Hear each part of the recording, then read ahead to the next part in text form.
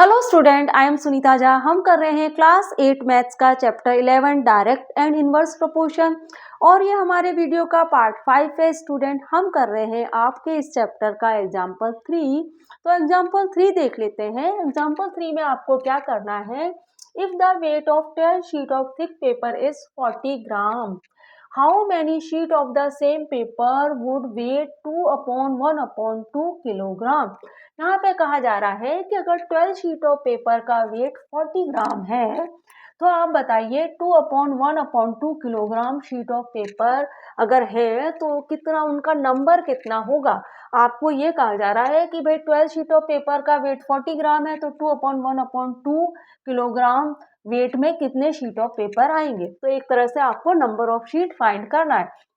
तो स्टूडेंट, यहाँ पे आप नंबर ऑफ शीट मान सकते हैं x। हम ऐसा मान सकते हैं कि लेट नंबर ऑफ शीट आप किस तरह से लिख सकते हैं। यहाँ पे आप यहाँ इस तरह से लिख सकते हैं, let number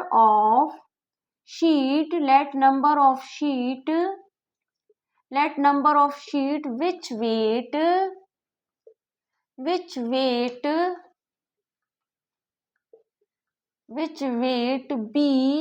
weight 2/1/2 kilogram be x, है ना। ऐसा हम मान सकते हैं कि भाई 2/1/2 किलोग्राम जो शीट है, किलोग्राम जो शीट है उसका नंबर है x, है ना। उसका नंबर हमने x मान लिया।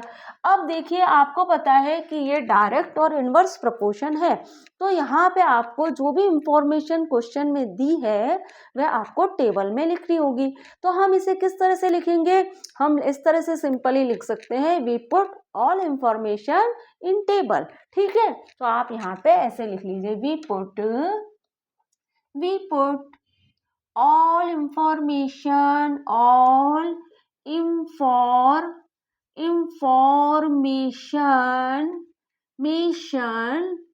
इन टेबल। ठीक है, इन टेबल। अब स्टूडेंट, इंफॉर्मेशन क्या है भाई, नंबर ऑफ शीट। क्या क्या इंफॉर्मेशन है, नंबर ऑफ शीट, और क्या इंफॉर्मेशन है, वेट ऑफ शीट।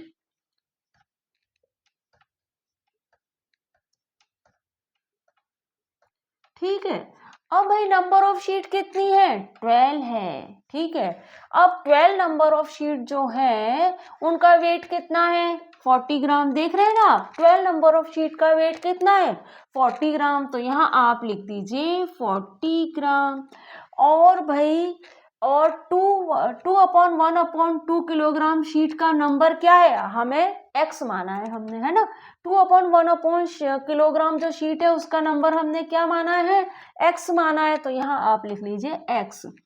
लेकिन आप 2/1/2 किलोग्राम यहाँ नहीं लिखेंगे। क्यों स्टूडेंट, क्योंकि ये वैल्यू तो ग्राम में है और ये वैल्यू है किलोग्राम में। तो भाई एक वैल्यू किलोग्राम में है, एक वैल्यू किलोग्राम में है, तो आपको दोनों यूनिट सेम करने पड़ेंगे। अगर आप दोनों यूनिट सेम नहीं करेंगे तो फिर आप आंसर नहीं ले पाएंगे। या तो आप क्या करिए, ग्राम को किलोग्राम बना लीजिए या फिर किलोग्राम को ग्राम बना लीजिए। तो भाई हम किलोग्राम को ग्राम बनाएंगे, क्योंकि अगर आप ग्राम को किलोग्राम बनाएंगे तो आंसर मिलेगा पॉइंट में और आपको क्वेश्चन को सॉल्व करने में प्रॉब्लम आएगी। तो हम क्या करते हैं, किलोग्राम को ग्राम में कन्वर्ट कर लेते हैं।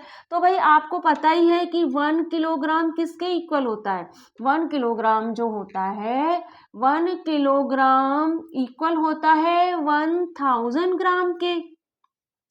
और अगर यहाँ पे 2 किलोग्राम है तो वो किसके इक्वल होगा, 2 किलोग्राम होगा 2000 ग्राम के इक्वल। और बचा कितना, 1.5, 2 किलोग्राम 1000 ग्राम के इक्वल, 1/2 बचा, 1/2 किलोग्राम बचा, तो ये किसके इक्वल होगा, 500 ग्राम के इक्वल होगा।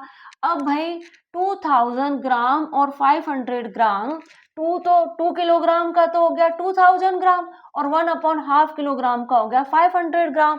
जरा इन दोनों को ऐड कीजिए आप, इन दोनों को आप ऐड करेंगे, 2000 प्लस 2000 प्लस 500 आप ऐड करेंगे तो आपको क्या मिलेगा, 2500 ग्राम मिल जाएगा। तो आप यहाँ पे लिखिए 2500 ग्राम। ठीक है स्टूडेंट, 2500 ग्राम। अब आपको पता है भाई, हम इस क्वेश्चन को सॉल्व करेंगे, हमें वैल्यू फाइंड करनी है x की। तो सबसे पहले तो आपको यह जानना होगा कि भाई ये डायरेक्ट प्रोपोर्शन है या इनवर्स प्रोपोर्शन। तो आपको क्या लगता है, ये डायरेक्ट प्रोपोर्शन है? बिल्कुल ये डायरेक्ट प्रोपोर्शन है। कैसे? देखो भाई 40 ग्राम जो शीट है उसका नंबर है 12, तो भाई 2500 ग्राम शीट का वेट नंबर तो ज्यादा ही होगा ना। तो ये क्या हुआ, डायरेक्ट प्रोपोर्शन है। एक वैल्यू इंक्रीज हो रही है तो दूसरी भी इंक्रीज हो रही है। जब 40 ग्राम थे तो 12 नंबर था शीट का, और 2500 ग्राम होगा तो नंबर ज्यादा ही होगा। तो ये क्या है, डायरेक्ट प्रोपोर्शन है। तो हम लिखेंगे इफ, हम किस तरह से लिखेंगे यहाँ पे स्टूडेंट, आप लिखेंगे इफ, आप इसे इस तरह से लिखिए, देखिए if number of, if weight of sheet, if weight of sheet, weight of sheet, if weight of sheet है ना increase, increase number of sheet, number of sheet, number of sheet also increase। ठीक है, तो so it is case of direct proportion,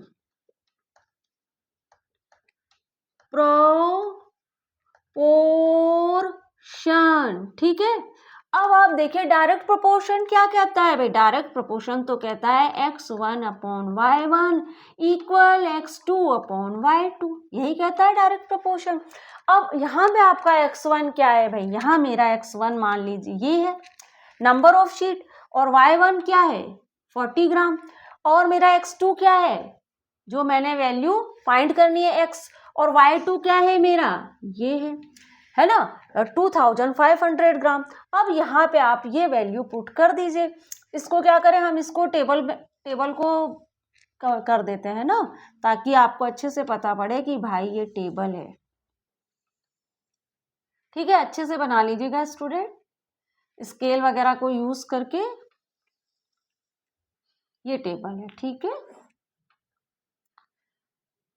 अब आप देखिए, अब देखिए x1 क्या है भाई, x1 तो 12 है, x1 हमारा क्या है, x1 तो है 12, और y1 क्या है 40 ग्राम, और आप देखिए x2 क्या है, x है, और y2 क्या है आपका 2500 ग्राम है। अब आगे हम क्या करेंगे स्टूडेंट, आगे हमें क्या करना है कि x को तो यहीं छोड़ दीजिए आप, और 12 अपॉन 40 ग्राम को लिखिए, और x को यहीं छोड़ दीजिए, और 2500 ग्राम को यहाँ कर दीजिए multiply.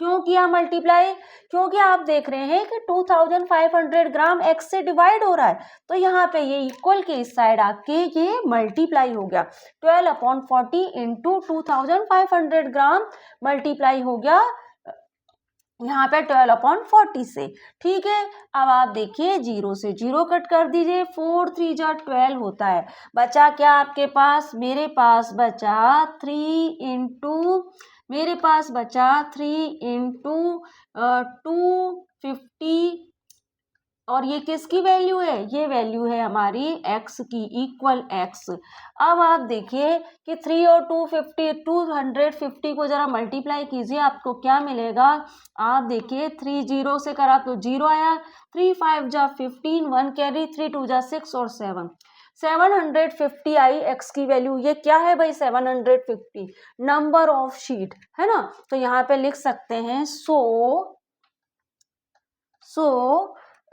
2500 gram weight of sheet number is sheet number is कितना है 750 आंसर। ठीक है, ये हमारा आंसर है। अब स्टूडेंट एक अल्टरनेट मेथड और है, तो मैं आपको वह भी करा देती हूँ। सिंपल ही है, आप वह भी सीख लीजिए, आपको जो भी ठीक लगे आप उससे कर लीजिएगा।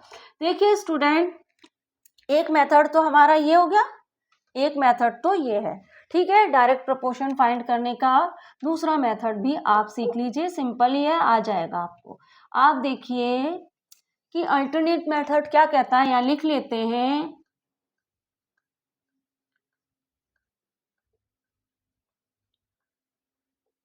ठीक है, ये क्या है, हमारा अल्टरनेट मेथड है। ये क्या कहता है, देखिए, ये आपने पढ़ा है कि x और y दो क्वांटिटी अगर आपस में रेशो में है तो उनकी कांस्टेंट वैल्यू मिलती है, ये आपने पढ़ा है। x और y दो क्वांटिटी अगर रेशो में है तो उनकी कांस्टेंट वैल्यू मिलती है। रेशो x अपॉन y क्या है, आप एक दूसरे के रेशो में है और इसकी वैल्यू मिलती है कांस्टेंट। तो भाई मैं इसको इस तरह से भी तो लिख सकती हूँ, x upon y equal k, या फिर मैं ऐसे भी लिख सकती हूँ k equal x upon y. एक ही बात है, x अपॉन वाई इक्वल के बोलूँ चाहे k equal x upon y बोलूँ, बात तो एक ही है। अब आप देखिए कि भाई k का मतलब क्या है, x अपॉन वाई की वैल्यू आप मालूम करिए कि x k इक्वल क्या है, x हमारे क्या है, हमारे क्वेश्चन के अकॉर्डिंग x हमारा है 12। ठीक है, क्वेश्चन के अकॉर्डिंग x हमारा 12 है और y कितना है 40। ठीक है, y कितना है 40 ग्राम।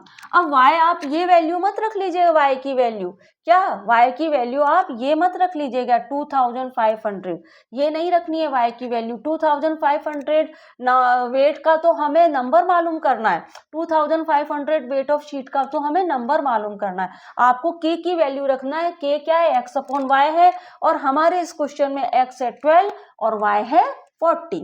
ठीक है, तो 12 अपॉन 40 को जब मैं सिंप्लीफाई करूंगी 4 से डिवाइड हो जाएगा, 4 3 जा 12, 4 10 जा 20। तो आपको k की वैल्यू क्या मिल गई स्टूडेंट, 3 अपॉन 10 मिल गई। k की वैल्यू क्या है, 3 अपॉन 10 है। अब यहाँ पे ये कहा जा रहा है कि ये जो k है आपके पास, इसको आप और भी सिंप्लीफाई कर सकते हैं। कैसे कर सकते हो भाई और सिंप्लीफाई, ये कह रहा है कि आप ऐसा कीजिए कि y को k के पास ले आइए। क्यों ले आई मैं y को k के पास, क्योंकि y यहाँ x से डिवाइड हो रहा है तो इक्वल के इस साइड आके मल्टीप्लाई हो गया k के साथ, समझ गए। x से y डिवाइड हो रहा है, इक्वल के इस साइड आया तो मल्टीप्लाई हो गया, क्योंकि इक्वल के इस साइड कोई नंबर अगर ऐड हो रहा है तो इधर आके सब्ट्रैक्ट हो जाता है, मल्टीप्लाई हो रहा है तो डिवाइड हो जाता है, और डिवाइड हो रहा होता है तो मल्टीप्लाई हो जाता है। तो यहाँ पे ये डिवाइड हो रहा है तो k के पास आके ये मल्टीप्लाई हो गया, और लेकिन यहाँ पे सिर्फ x ही बचा। अब आपको हमारे इस क्वेश्चन में x की वैल्यू ही तो फाइंड करनी है, तो आप x की वैल्यू, यहाँ पे k की वैल्यू क्या है 3 अपॉन 10 है ना। y की वैल्यू क्या लिखेंगे भाई स्टूडेंट, y की वैल्यू आप लिखेंगे 2500, क्योंकि भाई 2500 ग्राम में कितनी शीट बनेंगी यही तो आपको बताना है। तो यहाँ पे आप y की वैल्यू क्या लिखेंगे 2500 ग्राम, तभी आपको पता पड़ेगा कि इस x की वैल्यू क्या है। ठीक है, अगर आपने 40 ग्राम लिख दिया तो फिर आपको इस x की वैल्यू पता नहीं पड़ेगी। तो यह आपको ध्यान रखना है कि आपको y की जगह 2500 ग्राम लिखना है। अब आपका k कितना है भाई, k आपका है 3 अपॉन 10। y कितना है, जैसा कि मैंने अभी आपको बताया, y कितना है भाई, आपको x की वैल्यू मालूम करनी है तो y, इस x की वैल्यू आपको मालूम करनी है तो y यही होगा ना 2500। तो 2500 यहाँ लिख लीजिए, ये किसके इक्वल है, ये x के इक्वल है। तो भाई देखिए 10 0 से 0 कट गई, बचा क्या, बचा आपके पास 3 इंटू 250, जो किसके इक्वल है, x के इक्वल है। अब यहाँ पे भी 3 इंटू 250 था, यहाँ भी 3 इंटू 250 है, और यहाँ पे आपको x की वैल्यू क्या मिल गई, x की वैल्यू मिल गई आपको 750। तो यहाँ भी आपने जाना कि नंबर ऑफ शीट कितनी हुई 750 हुई, तो आप यहाँ भी लिख सकते हैं कि आपको 200 in 2500 gram number of sheet is number of sheet is कितनी हुई 750 हो गई। ठीक है स्टूडेंट, तो ये हमारा आंसर हो गया। तो हमने क्या एग्जाम्पल 3 तो स्टूडेंट कर लिया है। अब हम हमारे अगले वीडियो में मिलेंगे, वहाँ हम कर लेंगे हमारा एग्जाम्पल 4। तो मिलते हैं हमारे अगले वीडियो में। Thank you for watching student.